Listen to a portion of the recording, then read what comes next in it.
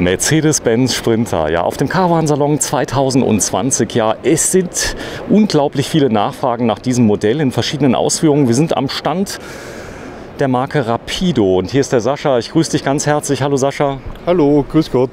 Rapido, was steht hinter Rapido? Rapido ist ein privat geführtes Unternehmen. Wir kommen aus Frankreich, ca. 300 Kilometer westlich von Paris, haben verschiedene Marken. Rapido ist die Kernmarke, ja, und waren früher einmal der größte Caravan-Unternehmen mit Mercedes. Und haben jetzt seit 2 Jahren wieder Mercedes als Chassis gefunden. Ja, es ist wunderschön, oder? Ja, wunderschön. Also wenn man das sieht, so die Wertigkeit, jetzt nichts gegen Fiat Ducato, ja, das ist ja was ganz Tolles. Aber die Kunden schreien förmlich nach Mercedes-Benz, oder? Nur ein Mercedes ist ein Mercedes. Hast du schön gesagt. Ja, das Ganze läuft ziemlich gut. Ich wohne selber in Frankreich, deswegen sieht man ganz oft Rapidos, die herum sind. In Deutschland geht's, oder? In Deutschland sind wir eher der Juniorpartner. Der Juniorpartner, ja. Ihr habt das schön integriert, das Fahrzeug. Ja. Ist Mercedes-Benz zufrieden mit euch? Die Optik, DNA? Ja.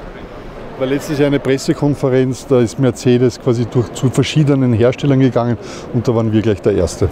Ja, man sieht es hier, Stauraum, Doppelboden, optional auch ohne Hubbett. Ja, Hubbett 50-50, kann man sagen? Bei Mercedes würde ich eher sagen, der größere Teil ohne Hubbett.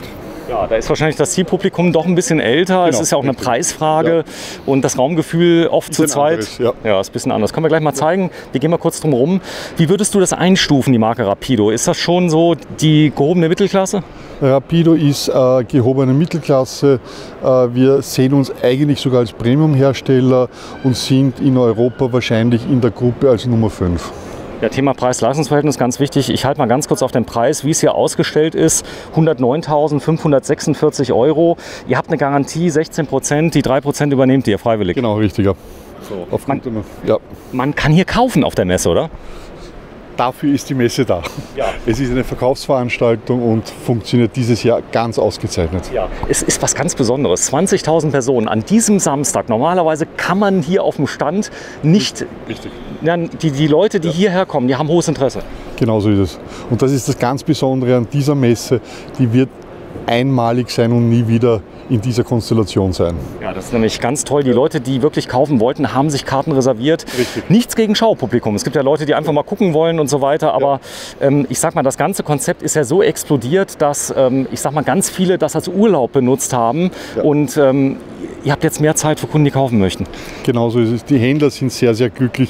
Auch wir als Rapido sind natürlich auch sehr glücklich. Ja, hier ist die Patrizia, die werden wir gleich mal interviewen. Wir gehen mal ums Fahrzeug rum. Ja, die Franzosen, können die Wohnmobile bauen? Ja. Was willst du sonst sagen? Salopp und einfach ja. Ja, das ist schön. Man hat einen ganz, ganz großen Stauraum hinten drin. Und vor allem das Besondere bei unseren Mobilen ist, du kommst hinein und es ist dieses französische Flair, Savoir-vivre, dieses Gefühl. Ja, das ist so. Ich wohne ja selbst in Frankreich. Das ist ein bisschen anders. Man muss sich dann gewöhnen. Das heißt, wenn man sich an den Schick gewöhnt hat, es ist nicht so das harte Deutsche, oder? Nein, richtig. So, genau so ist es. Ja, alles ist schön verarbeitet. Das ist mir direkt mal aufgefallen. Man hat hier eine Außendusche. Ja, gibt es überall. Also gibt es optional. Bei dem Modell ist es serienmäßig dabei. Ja, sehr, sehr schön hier oben. Das ist interessant gemacht. Eine schöne Garage. Die ist recht groß. Kann ich die anheben? Natürlich. Die ist höhenverstellbar. Wenn ich untertags ist sie oben, das Bett ist ganz oben. Am Abend, wenn ich die ganzen Sachen rausgegeben habe, Fahrrad, Tische und so weiter, fahre ich ganz hinunter, dass ich bequem zusteigen kann ins Bett. Kurbel oder elektrisch? Wie funktioniert Elektrisch. Elektrisch. Das heißt, ich kann es auf- und absenken, wie ich es gerade brauche. Richtig. Das ist auch das, was der Markt verlangt. Das heißt, man muss es ganz variabel halten, dass wenn der Raum nicht benutzt wird, dass man ihn vielfältig benutzen kann. Genau so ist es. Und vor allem es ist einfach bequemer, wenn man in das Bett nicht hinaufklettern muss, sondern ganz bequem, so wie man es gewohnt ist, einsteigen kann. Sascha, wir schauen uns mal das Heck an von hinten, denn das Besondere hierbei ist, es fehlen ganz viele Hersteller, ja. Und du hast mir erzählt, dass die Kunden, die da sind, kaufen das, was sie sehen. Ist das so?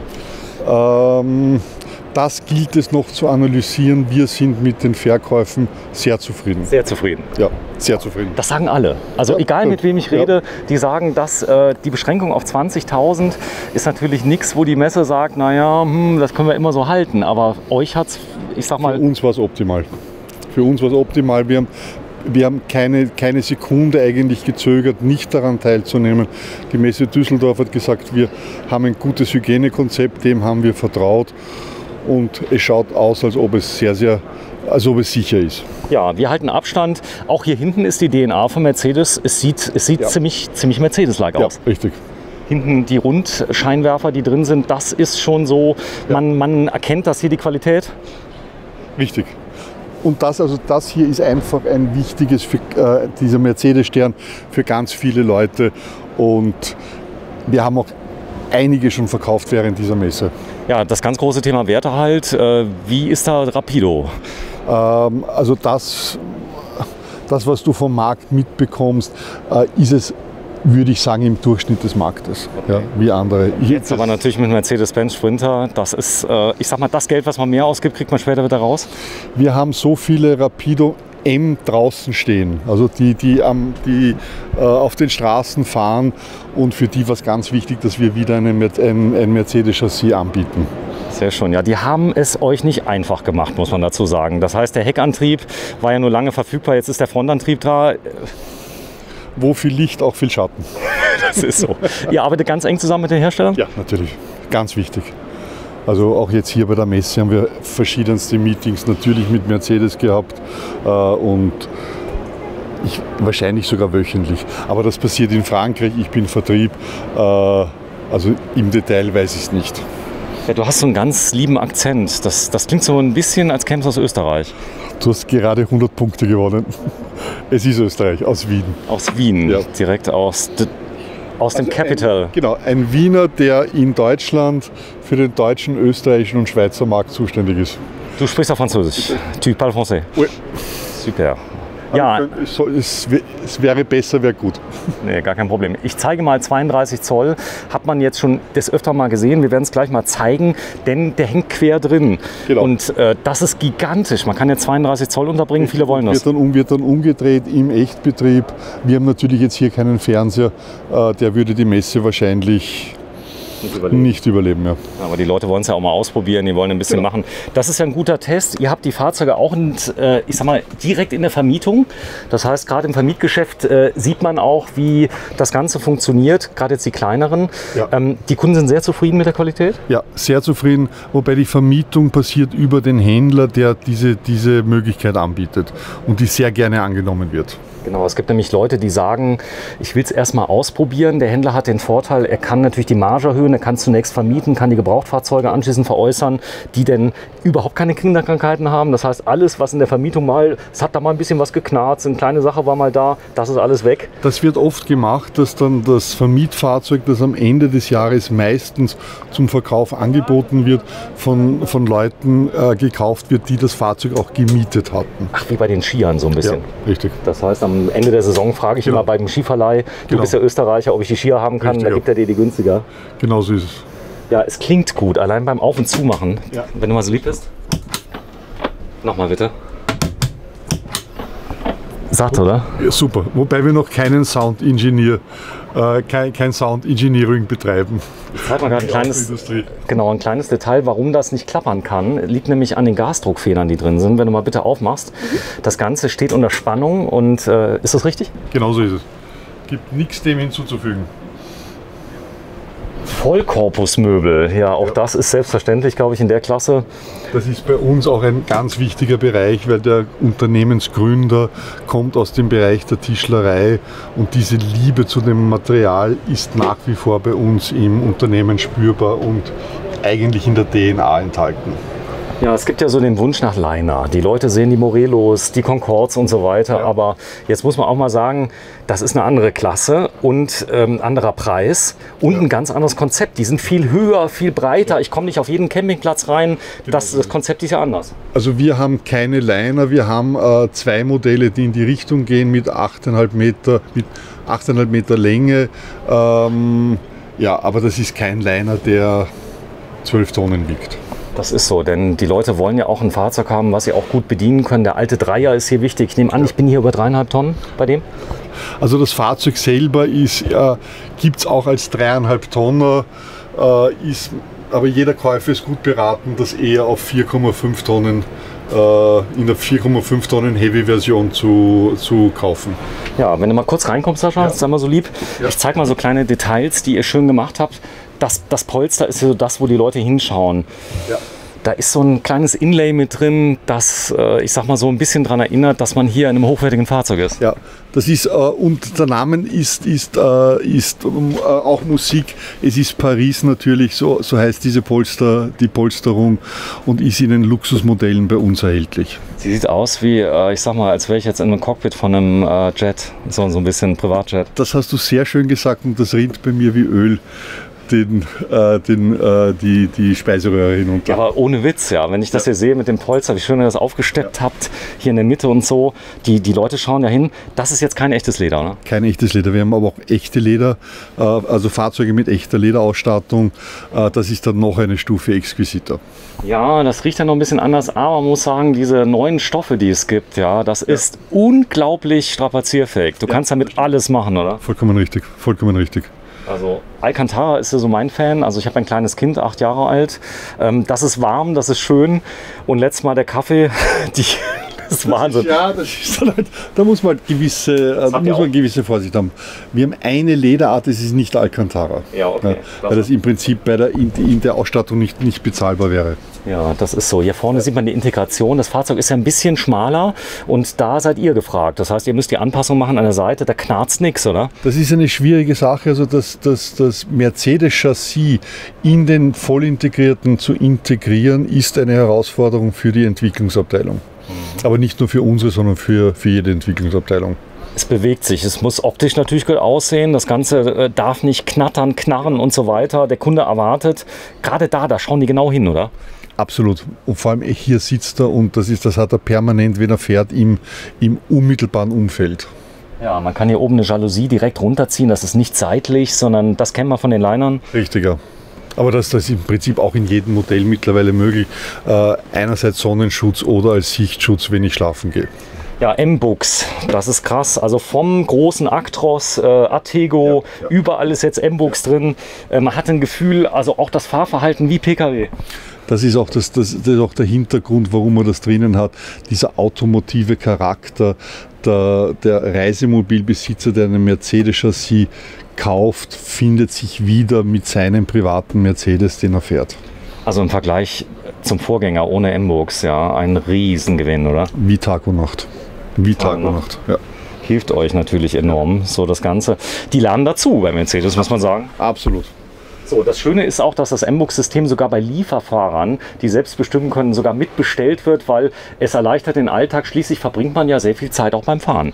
Also ich wüsste nicht, dass wir ein einziges Modell ohne M-Books verkauft haben. Also jedes einzelne Modell, das wir verkaufen, M-Books ist fast serienmäßig drinnen. Ja, sehr schön gefällt mir die Integration der Lautsprecher ins Hubbett. Ja. Das heißt, ihr habt so gemacht, dass man, wenn man zunächst es nicht weiß, kommt man gar nicht auf die Idee, dass hier ein Hubbett drin ist. Ihr habt es gut integriert. Ja, das stimmt. Aber trotzdem natürlich, wenn es ohne Hubbett ist, es ist einfach viel voluminöser, also viel mehr Platz vorhanden. Ja. Das ist ja wichtig, ist hier so kleine Details, zum Beispiel der versenkte Fahrersitz. Das heißt, Face-to-Face ist das Thema bei 2 Leuten. Ich kann aber umbauen, das ist total easy. Darunter ist tatsächlich ein Sitz. Richtig, Gurtplätze. Gurtplätze, stark. So, zugelassene Gurtplätze. Homologationsfähige Sitzplätze, ja. Das ist ganz wichtig. Du bist groß, oder? Ich bin etwas über dem Durchschnitt. Genau. 2 Meter. 2 Meter bist du groß. Wenn du mal kurz aufstehst, dann zeige ich mal gerade, denn das geht tatsächlich noch gerade so. Du bist jetzt ein extremer Fall, muss man sagen. Extremer Fall, ja. 2 Meter Größe, denn 1,67 Meter haben wir dabei. Das ist die Durchschnittsfrau. Modelmaße. Sie hat übrigens keine Hacken an im Moment. Sie hat Turnschuhe an, damit wir hier nichts kaputt machen in den Modulen. Das System hier mit dem Bad an der Seite, das macht den Raum ein bisschen enger an der Seite, schafft aber auch die Möglichkeit, mich komplett zu vereinzeln. Genau so ist es. Das ist eine sogenannte Raumtrennung und ich habe 2 Türen, also ich kann auch das Badezimmer separieren. Und dann natürlich eine doppelt angeschlagene Tür, die sowohl für Badezimmer als auch hier diese Raumtrennung macht, und hinten ist eine Schiebetür. Wenn man so denkt an das französische Flair, dann denkt man doch irgendwie, das ist jetzt so ganz kühl, aber es ist ganz warm, das Flair, oder? Sehr, sehr gemütlich. Und hast du dieses Klacken wieder von dieser Tür gehört? Warte, ich lasse mal zufahren. Ja. Okay. Und jetzt mal dazu. Ja. Also das ist robust, das ist stabil, das ist halt wirklich klasse gelöst, ja. Ja, auf Mercedes-Benz, denn es gibt nichts Schlimmeres, wenn es die ganze Zeit rappelt. Ja, das ist so. Wie habt ihr das gelöst? Einfache Erfahrung, wie man Reisemobile baut. Wir haben 55 Jahre Erfahrung und die schlägt sich hier nieder. So, und die Patricia hat den Vorteil, es gibt eine eigene Dusche und sie ist jetzt relativ klein, aber die Dusche ist sehr hoch. Ihr habt sie nochmal unten eingelassen, damit es nochmal höher wird? Ja. Wobei das natürlich eine zusätzliche Lichtquelle ist, die normalerweise nicht drin ist, nur für die Messe. Ja. Genau, das ist das Putzlicht, nenne ich es immer, was den Fahrzeugen... Das ist eine schöne Formulierung, ja. Ja, schade, weil man kann oft das Lichtambiente nicht sehen hier drin, aber das Beste ist, man schaut sich die Fahrzeuge beim Händler an. Ja, das Jahr 2020 für jeden, der Wohnmobile kauft, ein außergewöhnliches Jahr, denn zunächst war der Vermietmarkt am Boden und dann kam alles ganz anders. Genauso ist es. Also wie das angefangen hat, war auch bei uns natürlich die Angst vorhanden, aber mittlerweile ist das tollste Jahr aller Zeiten und wir können zutiefst dankbar sein, dass wir in dieser Branche arbeiten, wenn man bedenkt, dass andere Branchen Leute entlassen müssen oder in Kurzarbeit. Das betrifft uns nicht, Gott sei Dank. So, sie hat es auch zubekommen, das Ganze ist schön gelöst. Das kenne ich von großen Linern hier und das kenne ich auch aus der Schiffstechnik. Das heißt, man zieht es raus, sehr wertig, es klappert nicht, es ist leicht unter Spannung, deswegen hat sie es nicht direkt reinbekommen. Der Handtuchhalter. Ja, einfach so kleine, feine Sachen, die das Leben an Bord unheimlich erleichtern. So, und dann ja, das Queensbett. Das heißt, Queensbett bedeutet, ich habe in der Mitte ein Bett, wo ich links und rechts an der Seite vorbeigehen kann. Jetzt habe ich ja hier die Möglichkeit, ich habe ein Hubbett, habe ein Queensbett und die zwei Menschen könnten sich ein bisschen auseinandergehen. Es gibt ja auch Leute, die, ich sag mal, die haben sich zwar lieb, aber vielleicht schnarcht mal der eine oder der eine will mal wirklich mal alleine sein, das soll es ja geben. Das sind wirklich kulturelle Unterschiede. In Deutschland haben wir die Einzelbetten, das ist das zentrale Modell, und in Frankreich Queensbett. Das ist krass, oder? Das heißt, die Deutschen, die wollen aber ihre Ruhe haben. Das hast du jetzt gesagt. Das kann ich als Österreicher nicht sagen. Ich habe noch nie einen gesehen, der eine Trennwand in der Mitte noch bestellt hat. Das gibt es bei Morelo, da kannst du eine Trennwand bestellen. Wirklich, ja. Da kannst du dann sagen, ich hätte gern 2 Einzelbetten hinten in der Liegewiese. Es gibt die Liegewiese-Variante links und rechts abgetrennt, so wie ein Flugzeugabteil. Wird ganz selten verlangt. Aber gibt's. Um Gottes Willen. Der Schrank ist ultra groß. Ja, stimmt. Also dafür wird das Hubbett dann gerne verwendet, dass eine Person am Bett schläft und die andere Person im Hubbett. Speziell, wenn einer von den beiden dann wirklich viel schnarcht und den anderen behindert dadurch oder stört. Aber ansonsten, wie gesagt, Deutschland ist Einzelbettenmarkt. Wir haben auch das Modell hier stehen mit den Einzelbetten. So, ich zeige mal was Schönes. Ihr habt hier ganz kleine Punkte draufgeklebt, damit die Messeleute wissen, wo man draufklicken. Die kann man später abmachen. Die kann man später abmachen, aber die bleiben eigentlich drauf, weil sie nicht wirklich störend sind. Ja, das ist so. Das heißt, man weiß, wo man draufdrückt. Ja. Wenn du mal aufmachst, bitte, Patricia. Ich zeige dir auch gleich mal, wie du lümmelst. Das da war klar. Das ist schön. Ich habe eine durchgehende Linie. Das heißt, das Ganze wirkt nicht als Schrank.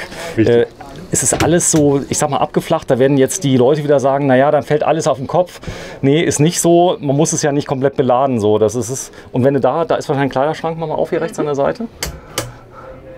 Ja, und das will man. Mann und Frau getrennt. Richtiger. Oder zweimal Frau. Genau. Das ist dann im Ermessen des Reisemobilfahrers. Wer zuerst kommt, mal zuerst. Und dieses Bett kann ich anheben, richtig? Soll ich das euch zeigen? Ja, mach mal bitte. Dann bleibt sie hier herinnen, ich gehe kurz raus und das wird von außen bedient. Darf sie sitzen bleiben auf dem Bett? Oder wird sie eingequetscht? Wir machen es mal ohne, okay? So, ich zeige es mal ganz kurz. Da vorne ist das Bett und Queensbett, ja, das ist die französische Variante, die wir haben. Und wir fahren es mal hoch. Ich bin mal sehr gespannt. Ah, es fährt.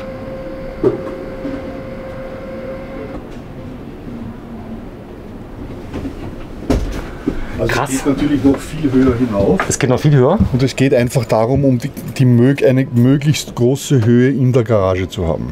Ich kann auch schlafen, wenn ich es ganz oben habe? Natürlich, ja. Das geht. Ist es dann einfach schwierig hinaufzukommen. Ja. Naja. Also bei mir mit 2 Meter, ich komme auf jeden Fall hinauf.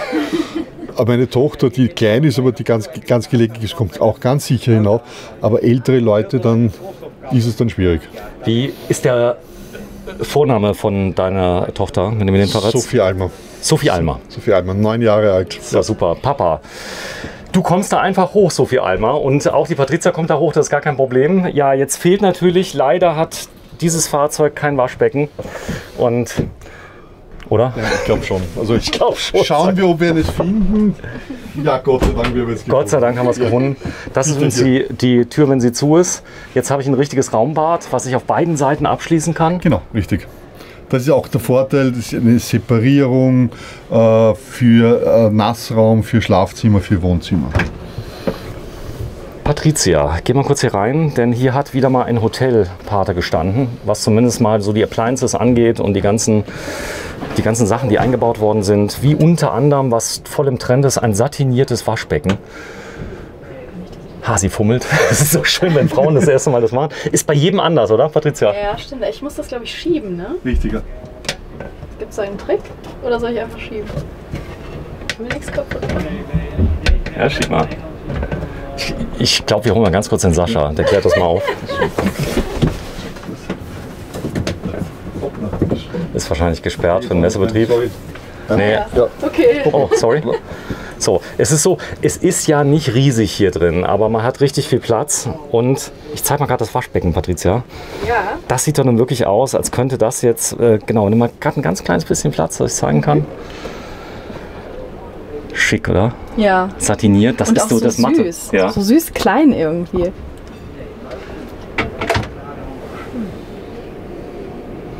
So, man ist ja immer noch im Camping, muss man sagen. Das heißt also, man kann sich ja ein bisschen reduzieren.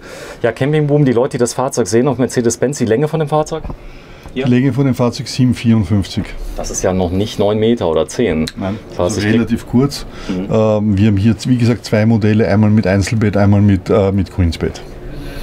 Lautsprecherintegration, das Licht, die Farbsteuerung habt ihr hier vorne integriert. Ja, alles.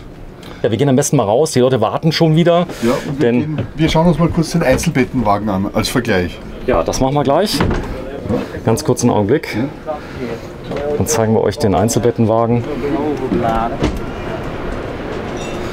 Ganz kurz einen Augenblick. Da ist er, der Rapido M96. Länge über alles 7,54 Meter, die Breite 2,35 Meter, die Höhe 2,95 Meter, fast 3 Meter und 3,5 Tonnen.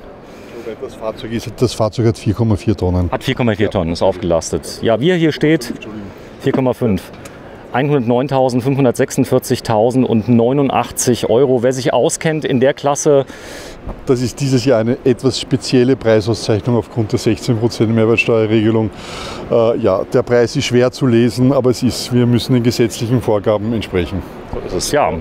Wir gehen mal kurz rüber. Ich nehme an, auf der Seite steht der Einzelbetten. Die gleiche Heck-DNA.